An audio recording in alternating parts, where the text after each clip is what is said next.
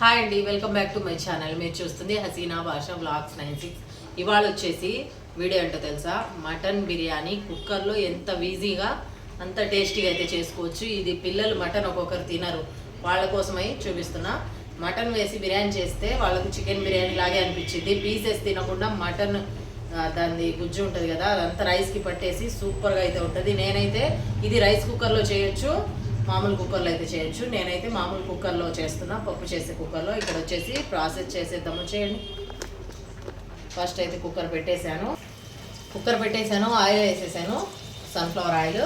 ఇక్కడ వచ్చేసి లవంగా చెక్క, ఒక్క లవంగం అయితే వేసాను, చెక్క ఒక ముక్క వేసాను. ఎందుకంటే నేను కొద్దిగా క్వాంటిటీ చేస్తున్నా, ఈజీగా తెలిసిపోద్ది. ఒక గ్లాస్ రైస్ వేసి అయితే చేస్తున్నా నేను, ఎక్కువ కాదు. ఇక్కడ వచ్చేసి మటన్ చూడండి, మటన్ ఉప్పు పసుపు వేసి ఆల్రెడీ ఉడకబెట్టుకున్న మటనే నేను మొన్న అంటే సండే రోజు తెచ్చి కర్రీ చేసేసి కొద్దిగా అయితే ఫ్రిడ్జ్లో పెట్టాను. ఇది అయితే ఇవాళ రైస్లో వేసి చేద్దామని మటన్ బిర్యానీ అయితే చేస్తున్నా. మీరు పచ్చిగా అలాగే కూడా వేయచ్చు, ముదురు ఉంటే మటుకు ఫస్ట్ ఉప్పు పసుపు వేసి ఉడకబెట్టి ఇలా సైడ్ పెట్టుకోవాలి మటన్. ఇందులో అయితే ఉల్లిపాయలు వేసేద్దాం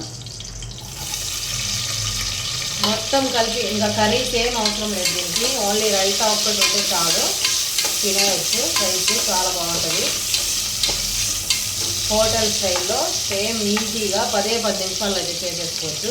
ఉల్లిపాయలు ఫస్ట్ బ్రౌన్ కలర్ రావాలి, బాగా ఫ్రై చేసుకోవాలి. ఉల్లిపాయలు అయితే బాగా ఫ్రై అయిపోయాయి. ఇదిగోండి, ఇక్కడ వచ్చేసి అల్లం వెల్లుల్లి పేస్ట్ ఇప్పుడే మిక్సీ పట్టాను ఫ్రెష్గా, ఇదైతే వేసేస్తాను. ఫ్రెష్ అల్లం వెల్లుల్లి పేస్ట్ వేస్తే టేస్ట్ బాగుంటుంది.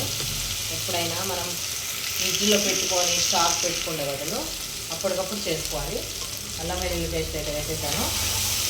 ఇవి ఎక్కువ మసాలాలు అన్నీ ఏముండవు, హడావుడి, టేస్ట్ సూపర్ ఉంటుంది. ఇది కొద్దిగా ఫ్రై అవ్వలేదు. అల్లం వెల్లుల్లి ఫ్రై అయిపోయింది, ఉల్లిపాయలు ఫ్రై అయిపోయాయి. ఇప్పుడు వచ్చే టమాటా, పచ్చిమిర్చి, కొద్దిగా కొత్తిమీర, కొద్దిగా పుదీనా కడిగి వేసేస్తాము. ఇవి మొత్తం బాగా ఫ్రై చేసుకోవాలి. ఇప్పుడు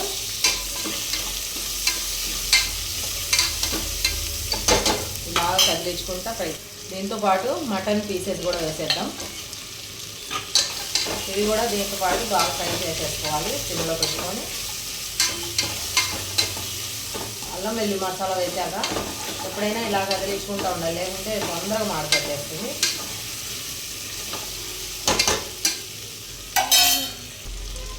ఇందులోనే పసుపు వేసేస్తున్నా, రైస్కి కొద్దిగా లైట్గా పసుపు, సాల్ట్. రైస్లోకి ఎలాగో సాల్ట్ వేయాలి కాబట్టి, దీనికి కర్రీ ఉండదు కాబట్టి ఇంకా కారం ఒకేసారి సరిపడా వేసేసుకోవాలి.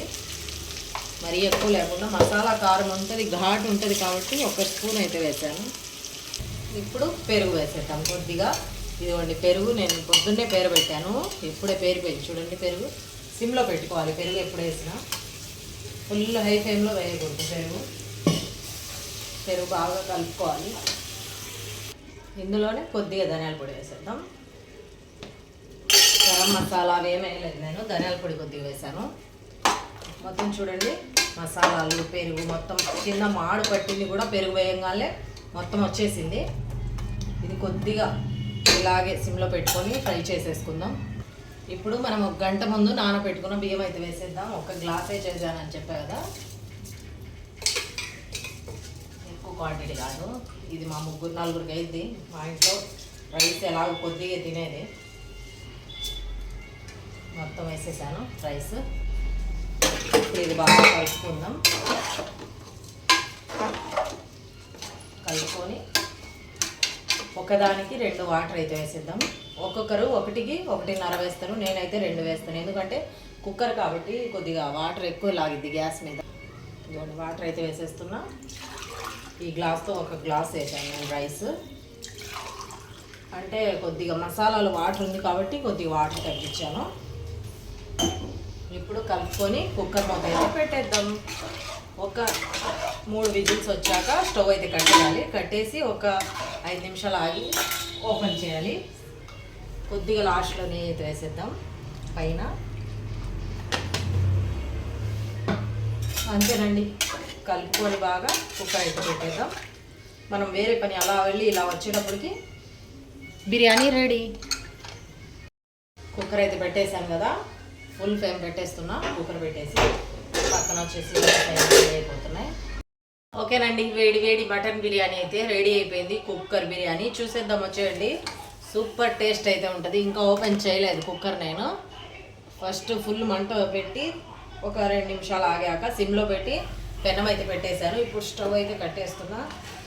వేడి వేడి బిర్యానీ